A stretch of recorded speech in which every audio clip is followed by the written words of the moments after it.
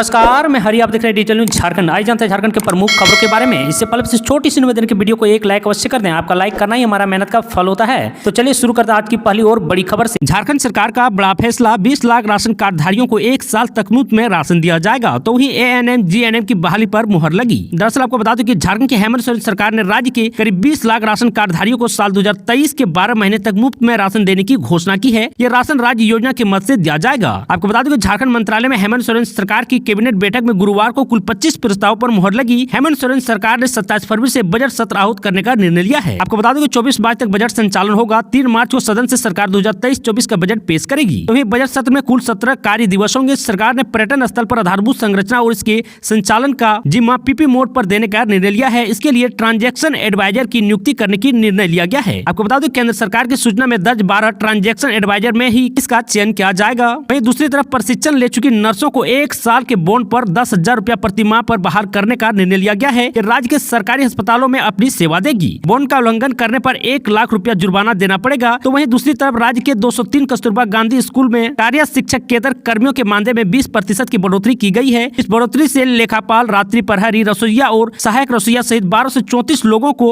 लाभ मिलेगा। उर्दू शिक्षकों के 4,401 पदों को सरकार ने योजना मद से गैर योजना मद में हस्तांतरित कर दिया गया है। तो वहीं दूसरी तरफ सरकार ने 226 सूखाग्रस्त प्रखंड के लिए 268 करोड़ 14 लाख रुपए JCF से लेने की स्वीकृति प्रदान की है।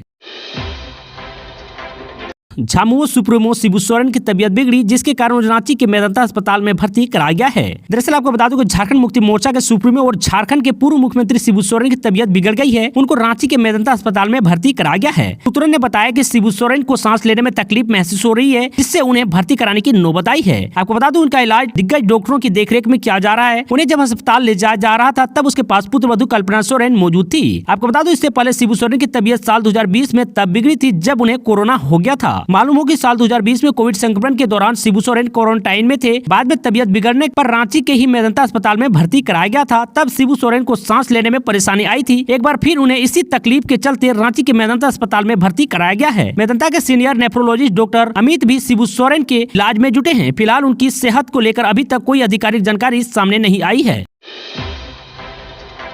राज्यपाल रमेश बैस ने तीसरी बार लौटाया झारखंड वित्त विधेयक 2022। आपको बता दूं कि झारखंड के राज्यपाल रमेश बैस ने झारखंड विधानसभा से पारित झारखंड वित्त विधेयक 2022 को राज्य सरकार को यह निर्देश करते हुए प्रेषित किया है कि इस विधेयक में उल्लेखनीय बिंदुओं व विवरणों की गंभीरता पूर्वक समीक्षा की जाए कि यह भारत के संविधान की अनुसूची 7 के अंतर्गत राज्य सूची में समाहित है अथवा नहीं। विधेयक में बीमा अथवा अन्य प्रावधानों से संबंधित कोई विवरण संघ सूची अथवा समवर्ती सूची में तो सम्मिलित नहीं है। तो वहीं राज्यपाल रमेश बैस ने राज्य सरकार को विधि विभाग से मतभेद लेकर इसी विधेयक को अनुमोदन के लिए भेजने का निर्देश दिया है। बता दें कि भारत के संविधान की अनुसूची 7 के अंतर्गत संघ सूची 1 के क्रम संख्या 47 में बीमा से संबंधित विषय का वर्णन किया गया है। राज्यपाल रमेश बैस ने उपरोक्त बिंदुओं पर राज्य सरकार को विधि विभाग से मतभेद प्राप्त कर इसी विधेयक को अनुमोदन के लिए भेजने का निर्देश दिया है। दरअसल आपको बता दूं कि यह विधेयक पूर्व में भी 2 बार राज्यपाल रमेश बैस के अनुमोदन के लिए आया था। प्रथम बार हिंदी और अंग्रेजी संस्करण के रूपांतरण संबंधित विभिन्न विसंगतियों के कारण इसी विधेयक को वापस कर दिया गया था। इसके बाद यह विधेयक राज्य सरकार द्वारा संशोधित विधेयक को बिना झारखंड विधानसभा से पारित किए ही राज्यपाल रमेश बैस की सहमति के लिए प्रेषित कर दिया गया था, जिसके कारण फिर से राज्यपाल रमेश बैस द्वारा राज्य सरकार को यह कहते हुए इस विधेयक को फिर से वापस किया गया कि संशोधन विधेयक को झारखंड विधानसभा से पारित कराकर अनुमोदन प्राप्त करने के लिए प्रेषित करें। खबरों में आगे बढ़ने से पहले आपसे छोटी सी निवेदन की अगर आप चैनल में नए हैं तो चैनल को सब्सक्राइब अवश्य कर लें ताकि झारखंड की हर खबर आप तक पहुँचा सके। कर्ज लेकर जुटाए थे 16 लाख, सरकार गिराने के नहीं थी इरादा, ईडी से बोले नमन विकसल कोंगाड़ी। आपको बता दूं कि झारखंड में सरकार गिराने की साजिश से जुड़े केस कांड में ईडी ने बुधवार को कांग्रेस के निलंबित विधायक नमन विकसल कोंगाड़ी से पूछताछ की। इसी दौरान कोंगाड़ी ने भी अपने साथी विधायक इरफान अंसारी और राजेश कच्छप के बयान का समर्थन किया। आपको बता दूं उन्होंने बताया कि आदिवासी दिवस पर उन्हें साड़ी और ट्रैक सूट बांटना था, इसी वजह से उन्होंने 16 लाख रुपए जुटाए थे। इसके लिए उन्होंने बैंक से लोन लिया था। इससे जुड़ी कागजात भी वह ईडी को पेश कर सकते हैं। आपको बता दूं इधर ईडी अब इस मामले में बंगाल पुलिस के अफसरों को समन कर सकती है। बंगाल पुलिस को जांच में क्या तथ्य मिले इसकी जांच पड़ताल ईडी कर रही है। तो वही गौरतलब है कि इससे पहले ईडी जामताड़ा विधायक डॉक्टर इरफान अंसारी और खिजरी विधायक राजेश कच्छप से भी पूछताछ कर चुकी है। उन दोनों ने भी सरकार गिराने की साजिश के आरोपों को बेबुनियाद बताया था। इरफान अंसारी ने कहा था कि 48 लाख रुपए में से 16 लाख उनके थे। राजेश कच्छप ने कहा था कि उन्होंने यह पैसे माइनिंग से कमाए थे। वहीं नमन विकसल कोंगाड़ी ने कर्ज लेने की बात कही थी। आपको बता दो कि तीनों विधायक को 30 जुलाई 2022 को हावड़ा में 48 लाख रुपए के साथ हिरासत में लिया गया था।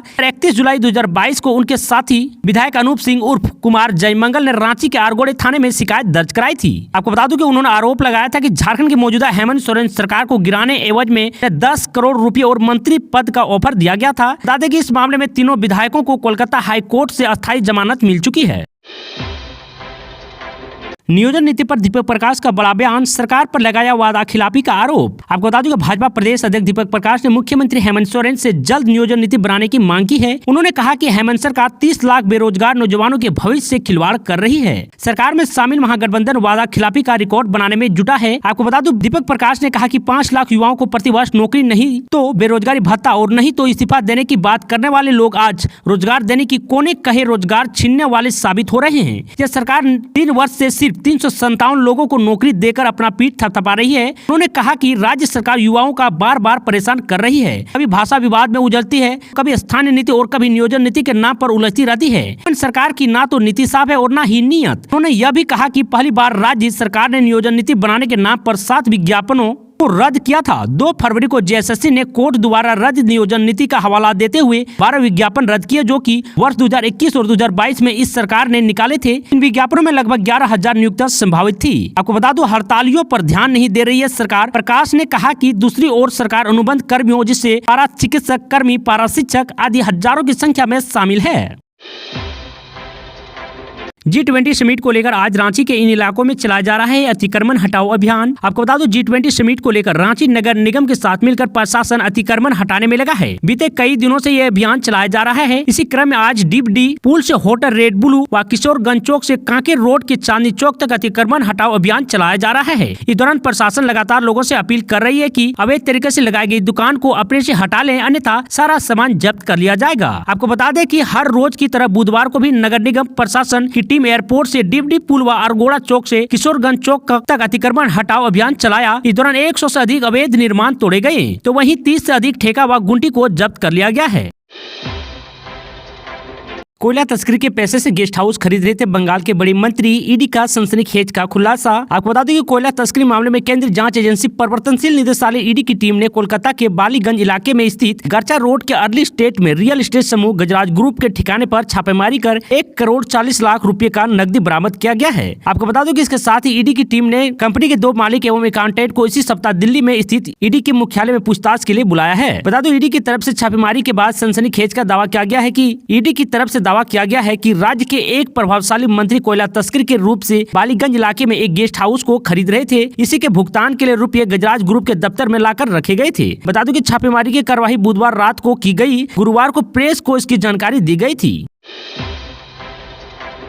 पूर्व मंत्री सत्यानंद झा बटुल पर हमले का प्रयास, खुद बताई आप बीती। आपको बता दूं झारखंड के पूर्व मंत्री सत्यानंद झा बटुल ने उन पर हमला किए जाने का आरोप लगाया है। सत्यानंद झा ने बताया कि बुधवार देर रात जाम में एक निजी कार्यक्रम में शामिल होने के बाद अपने घर लौटते समय उन पर हमला करने की नीयत से उन्हें रोकने का प्रयास किया गया। पूर्व मंत्री ने बताया कि कुंडहित स्थित अपने आवास पर लौटने के दौरान बांदो गाँव के पास उन्हें बोलेरो सवार कुछ लोगों ने बीच रास्ते में रोकने का प्रयास किया गया। बकौल सत्यानंद झा बटुल, बोलेरो चालक ने कई बार अपनी गाड़ी उनकी गाड़ी से आगे लगा दी। आपको बता दूं कि सत्यानंद झा बटुल ने कहा कि हालात को भांपते हुए अपने चालक के साथ भागकर किसी तरह बिंदा पाथर थाना पहुंचे। वहां से कड़ी सुरक्षा के बीच उन्हें कुंडहित स्थित आवास पर पहुंचाया गया। आपको बता दें पूर्व मंत्री ने कहा कि उनके सुरक्षा कर्मी पिछले 1 महीने से छुट्टी पर है। प्रशासन द्वारा उन्हें वैकल्पिक सुरक्षा मुहैया नहीं कराया गया है। ऐसे में उनको असुरक्षा महसूस हो रही है।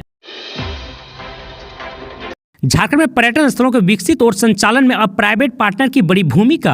आपको बता दूं झारखंड सरकार ने पीपी मोड लोक निजी सहभागिता के आधार पर पर्यटन स्थलों को विकसित करने की योजना बनाई है। इसके पर्यटन स्थलों को पीपी मोड पर संचालित करने के लिए दिया जाएगा। चयनित एजेंसी पर्यटन स्थलों को डेवलप करने के साथ उसे संचालित भी करेगी। इस फैसले से राज्य में पर्यटन स्थल के आसपास रहने वाले लोगों के लिए रोजगार के अवसर सृजित होंगे। बता दूं कि सीएम हेमंत सोरेन की अध्यक्षता में गुरुवार को हुई राज्य मंत्रिपरिषद की बैठक में कुल 25 प्रस्तावों को स्वीकृति दी गई है। बैठक समाप्त होने के बाद कैबिनेट सचिव अजय कुमार सिंह ने बताया कि 203 कस्तूरबा गांधी आवास विद्यालय में कार्यरत 1234 नॉन टीचिंग स्टाफ के मानदेय में 20% की बढ़ोतरी की गई है। इनमें रसोइया से लेकर अन्य कर्मी शामिल है। ऐसे झारखंड की तमाम छोटी बड़ी खबरों को जानने के लिए चैनल को सब्सक्राइब अवश्य कर लें, ताकि झारखंड की हर छोटी बड़ी खबर आप तक पहुंचा सके। आज के लिए इतना ही। जय हिंद, जय भारत, धन्यवाद।